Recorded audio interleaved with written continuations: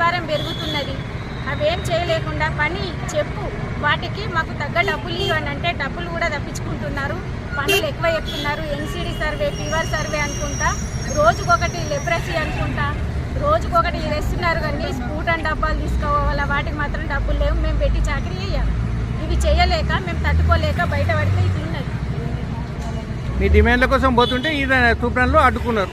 Toll gate కాబట్టి tiffin చేసిరా? చేయలేదు సార్. చక్కెర వస్తుంది. మేమే టిఫిన్ తెచ్చుకున్నాము. చేసేంత కూడా రోడ్డు మీద ఆపిండు సార్. చూస్తున్నారు కదా. తెలంగాణ రాష్ట్ర వ్యాప్తంగా మన హైదరాబాద్ కోటిలో ఆశా వర్కర్ల మహాధర్నా నిర్వహించడం జరిగింది. అందుకని తెలంగాణ రాష్ట్రం అంతా ఆశా వర్కర్లు ధర్నాకు వెళ్తుండగా ఎక్కడికక్కడ ప్రభుత్వం పోలీసుల చేత అరెస్టులు, అక్రమ అరెస్టులకు గురి చేయడం, ఎక్కడికక్కడ ఆపేయడం జరిగింది. కనీసం కరోనా కష్టకాలంలో ఒక ఇంట్లో వాళ్ళని ఒకరు చూడడానికి కూడా ఇష్టపడని సమయంలో ఆశా వర్కర్లు రోడ్ల మీదకి వచ్చి ప్రాణాలకు తెగించి వారిని అందరినీ కాపాడిన ఈ రోజు తెలంగాణ ప్రభుత్వంలో మాత్రం ఆశా వర్కర్లకు ఎటువంటి సౌకర్యం లేదు. కనీసం ఫిక్స్డ్ వేతనం లేకపోవడం ఇప్పటికీ సిగ్గుచేటు. నెలంతా పని చేసి అధికారుల కాళ్ళు పట్టుకునే పరిస్థితి ఈ రోజు తెలంగాణ ఆశా వర్కర్లు ఉన్నది. కాబట్టి ఖచ్చితంగా ఈ రోజు ఆపినంత మాత్రాన మా ఉద్యమం ఆగేది కాదు. ఇంతకు మరింత రెట్టింపు పోరాటాలు చేయిస్తాం. ఇప్పటికైనా ప్రభుత్వం కళ్ళు తెరిచి మా డిమాండ్స్ ను ఒప్పుకోవాలని కోరుకుంటున్నాం.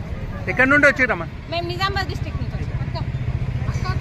వేతనం ఇవ్వడానికి మేము వెళ్తున్నాం సార్. 18,000, 15,000 కానీ ఫిక్స్డ్ వేతనం కొరకు మేము వెళ్ళగానే వీళ్ళు అరెస్ట్ చేసింది సార్. మేము ఏం చేస్తున్నాం సార్? రేవంత్ రెడ్డి సార్ను మేము ఎన్ని పనులు చేస్తున్నాం సార్.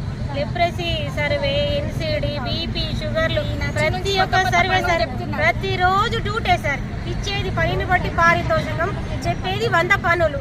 ఆ 100 పనుల కన్నా సార్ మాకు వేతనం కావాలి అని కోరుతున్నాం సార్. ఈ మధ్యలోనే అరెస్ట్ చేయడం, ఇక్కడే ఉంచడం సార్. మాకు న్యాయం ఎట్లా జరగాల సార్? మరి చనిపోయినా కానీ ఆడ ఏడవడానికి కాంగ్రెస్ ప్రభుత్వం పోయినా కానీ పోవడానికి వీల్లేదు సార్. 2 రోజుల 3 రోజుల లీవ్ ఇస్తున్నారు. నువ్వు డ్యూటీ యథావిధి.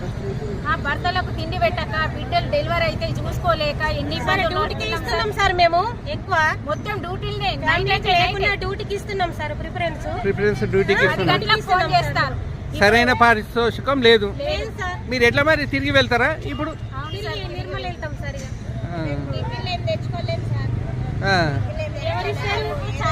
అడుక్కోవాలేడన్నా ఇక్కడ పోలీసు వాళ్ళు వేస్తారు. కొంచెం రేవంత్ రెడ్డి చూడండి, వాళ్ళకంతా జీతం లేదు. వాళ్ళ వెహికల్ రారు, ఫ్రీ బస్సులలో వస్తారు. ఆయన పోలీసు వాళ్ళు అంత చులకనగా చూస్తున్నారు. ఇగో ఏమంటున్నారు వాళ్ళు, మేము దిగుతా ఉంటే ఈ సూపర్ లగ్జరీ పోతున్నాయి కదా సార్, దాంట్లో ఉంటారు చూడండి అంటే కానిస్టేబుల్, ఎస్ఐ వాళ్ళు ఏమంటారు, వీళ్ళకి అంత వచ్చే లేదు ఫ్రీ